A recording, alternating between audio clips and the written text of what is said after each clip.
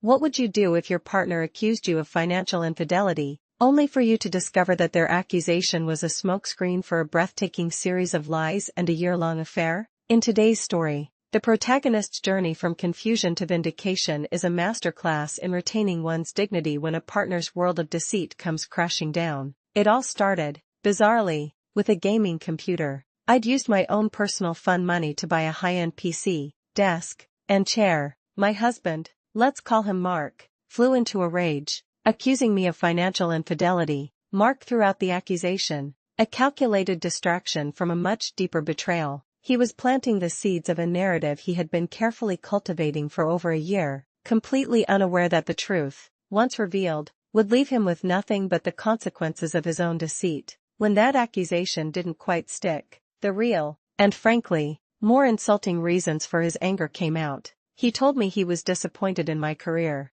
Mind you, I'm a senior software developer, but because I wasn't on the executive management track, it wasn't good enough for him. He was also unhappy with my relatively casual appearance, complaining that I didn't get dolled up in dresses, full makeup, and heels just for dinners at our own home. To top it off, he criticized my failure to cook extremely elaborate multi-course meals on a nightly basis. I decided to run a little experiment. For a while, I did exactly what he asked. I dressed up, I cooked elaborate meals, I played the part. His mood didn't change one bit. When I pointed this out, he dropped the final, crushing bombshell. He accused me of being low value because I wasn't a virgin when we met 12 years ago in college, a fact he'd known all along and never once mentioned as an issue. This revealed Mark's greatest fatal flaw, a pathological need to be the hero of his own story, even if it meant villainizing everyone else. This desperate self-deception would ultimately seal his fate. It was then that he finally admitted it. He was cheating on me with a coworker, and she was pregnant. The fallout was swift. Mark moved in with his coworker, Chloe, and we began the divorce process. I took a much-needed spa weekend and then dove headfirst into negotiating the settlement with my attorney. We both wanted it done quickly. Our state has a mutual consent provision that fast-tracks a divorce if both parties agree on the division of assets. And with Chloe's pregnancy, Mark was highly motivated not to drag things out. The agreement wasn't a total scorched earth victory, but I was motivated by speed and peace of mind. I got everything that truly mattered. First and foremost, the house I inherited from my grandmother is 100% mine, along with everything in it. My retirement funds and my personal fund money account remained untouched. I did agree to give him 75% of our other shared cash assets. This was a concession I was willing to make. He had contributed significantly to a major renovation on the house, which had appreciated substantially. Honestly, it's fine. I'm frugal and can rebuild my savings quickly. Crucially, our agreement states that neither of us has any claim on the other's past, present, or future earnings, meaning I'm protected from any future alimony claims if his life goes sideways. It was a good deal that gave me security and a clean break. But the story doesn't end there. Last weekend, shortly after all the papers were signed, I got a message from Chloe. She wanted to meet. Curiosity got the better of me. I wanted to see this 24-year-old prodigy and until recently a virgin that Mark had described. So, I agreed to have lunch with her. The first thing I noticed when I saw her was that Chloe was very pregnant, not just showing, but deep into her third trimester. She casually confirmed her due date was in mid-October. A quick mental calculation sent a jolt through me. The affair had been going on far longer than Mark had ever let on. The dates didn't just add up, they painted a damning picture. It confirmed the affair wasn't a recent mistake, but a long-term, calculated deception, a parallel life Mark had built on a foundation of lies. After a few chilly pleasantries, Chloe looked at me with genuine earnestness and asked the question that made my world tilt on its axis. So, when are you planning on moving out of the house? I just stared at her. The clinking of forks on plates around us seemed to fade into a dull hum. I felt a wave of dizzying confusion. Moving out? I repeated. She nodded, a little impatiently. Mark has been so patient, giving you time to get your life together, she said, but my apartment is small, and with the baby coming, we really need the space. I took a slow breath and told her she must be mistaken, that the house was mine, inherited from my grandmother. Then I asked her, Chloe, what else did Mark tell you about me, about our marriage? And then it all came tumbling out. A tidal wave of lies. So audacious and detailed it was almost impressive. According to Chloe, Mark had told her they were separated in spirit since 2020, but he couldn't bear to kick me out and make me homeless during the pandemic because I didn't make much money.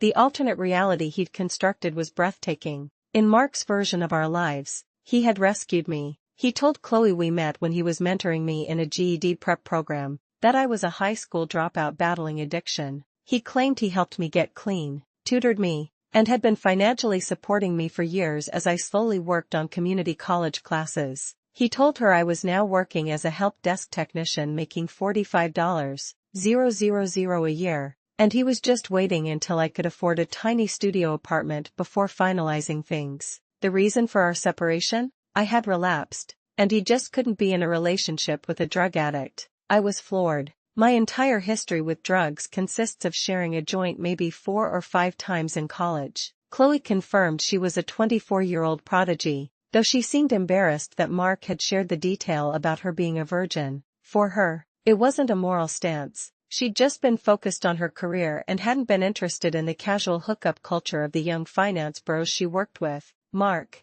she said, was different. He took the time to get to know her, promising a meaningful relationship. Then I asked the million-dollar question, was the pregnancy planned? Oh no, of course not, she said, her eyes shining. It was a miracle. Mark had a vasectomy years ago, so we took this as a sign that we were meant to keep the baby. I felt the last piece of the puzzle click into its horrifying place. Mark never had a vasectomy. I'd suggested it a few times since we planned on being child-free, but he always refused, saying he didn't want to alter his body like that, leaving all birth control as my responsibility. Looking at this earnest, naive young woman, I realized she was as much a victim as I was. Yes, a more experienced person might question a man who claims to be separated while still living with his wife. But Chloe had no frame of reference. She believed his every word. Heck, I was married to him, and I didn't know anything was truly wrong until a few months ago. She was hesitant to believe me, and I couldn't blame her. Her entire reality for the past year was about to implode.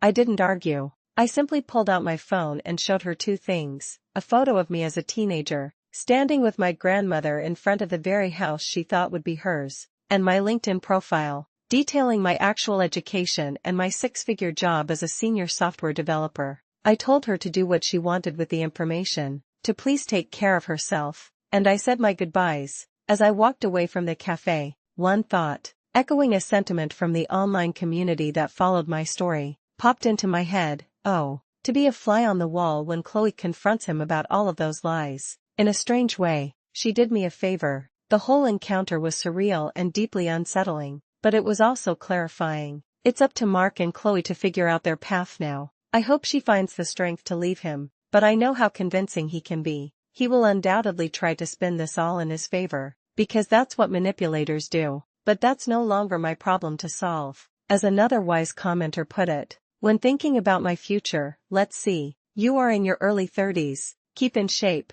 make $200K and own your home, regularly cook, and seem quite intelligent. I have a feeling you will do very well in the dating scene whenever you decide you're ready. You absolutely don't have to settle for a mediocre man. Get a great one. I think I'll take that advice. I'm not sure what the future holds, but after a lot of therapy, I plan on living my best life. This story is a stark reminder that a person's worth is self-determined, not defined by the lies of a manipulator, and that a world built on deceit is the most fragile structure of all. Now I want to ask you, have you ever encountered someone who would rather invent a completely false narrative than face a simple truth? And what do you think happened when Chloe finally confronted Mark with the facts?